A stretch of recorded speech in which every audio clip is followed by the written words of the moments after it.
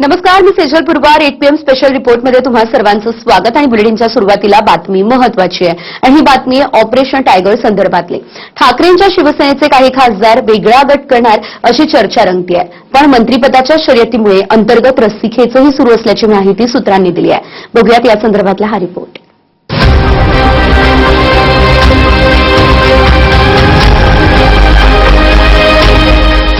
Operation टायगरच्या चर्चा ठाकरेंची शिवसेना किती फेटाळत असली तरी दिल्लीत मोठ्या हालचाली सुरू असल्याची माहिती आहे.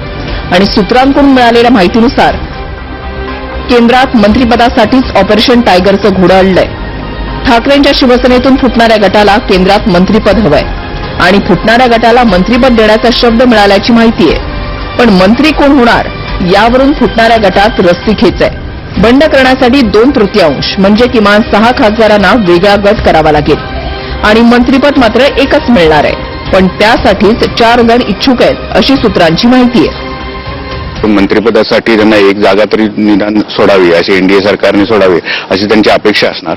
आता ह्याच्या 6 मध्ये कुणाला कोण सिनियर आहे, 3-4 जण असतील तर त्याच्यापैकी कोणाला मिळणार, आणखीन एक राज्य मंत्रिपद मिळणार की कॅबिनेट मंत्रिपद मिळणार, हे सगळं आता सगळ्या गोष्टीत निश्चित कराव्या लागतील. काही आश्वासन हे या संभाव्य फुटीर खासदारांना द्यावं लागेल. तर ते दिलं आणि ते जर निगोशिएशन यशस्वी झाली तर ठाकरे गटाला ते 6 खासदार कदाचित शिंदे गटांमध्ये जाऊ शकतील.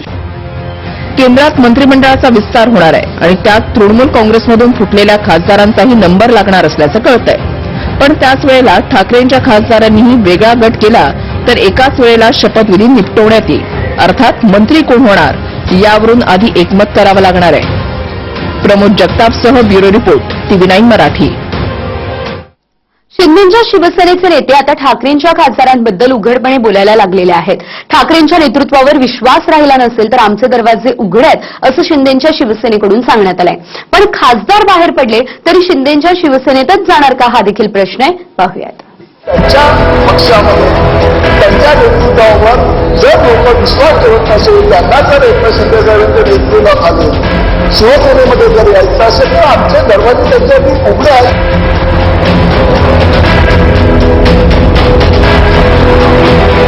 हे जे पक्ष फोडतात पैसे देऊन त्या जोड्याने मारतो.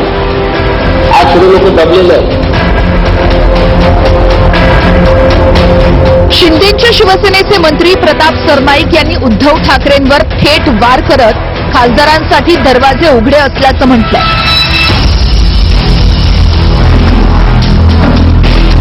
ठाकरेंच्या नेतृत्वावर विश्वास राहिला नसेल तर दरवाजे खुले आहेत असं सांगून सरनाईकांनी निमंत्रणच दिलंय. ठाकरेंचे काही खासदार वेगळा गट करण्याच्या तयारीत असल्याच्या चर्चा असतानाच सरनाईकांच्या वक्तव्यानं भुवया आणखी उंचावल्या.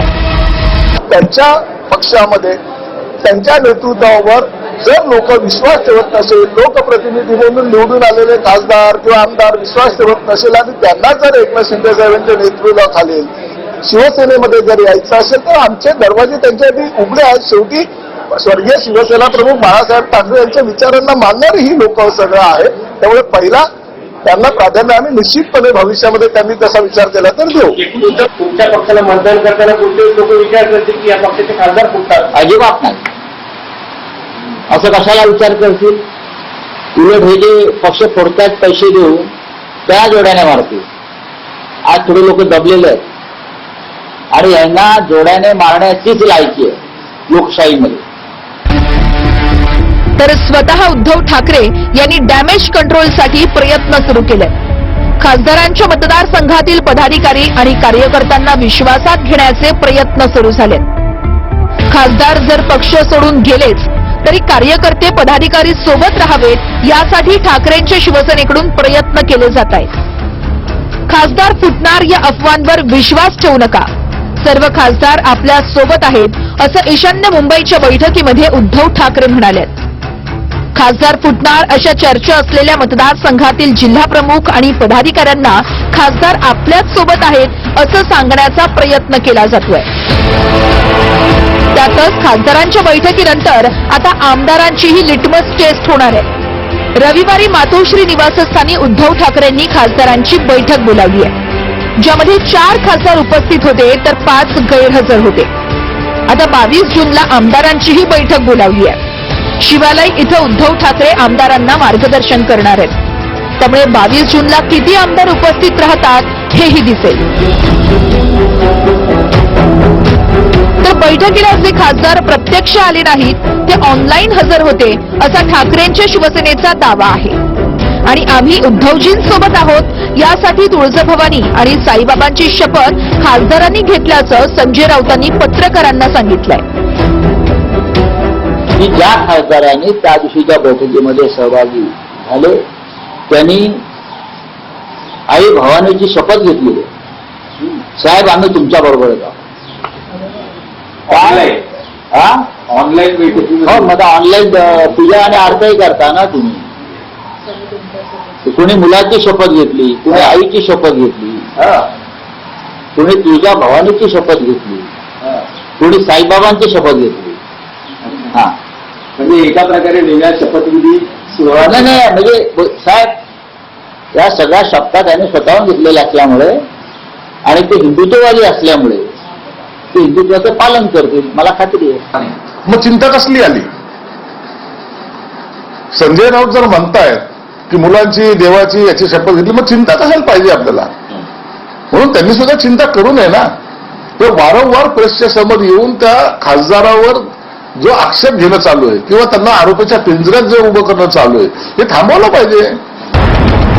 नुकताच पश्चिम बंगालमध्ये ममता दिदींच्या तृणमूल काँग्रेसमध्ये राजकीय भूकंप आला. 28 पैकी 20 खासदारांनी वेगळा गट स्थापनही केला आणि एनसीपीआय पक्षात विलिनीकरणाचा निर्णयही केला. त्याचप्रमाणे जर ठाकरेंच्या खासदारांनी वेगळा गट तयार केलाच तरी कारवाईपासून वाचण्यासाठी कोणत्या ना कोणत्या पक्षात विलीन व्हावंच लागेल.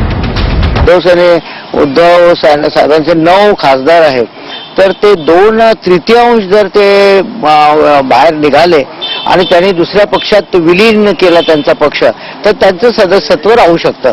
अशा पॅरा 4 मध्ये तरतुदी आहे.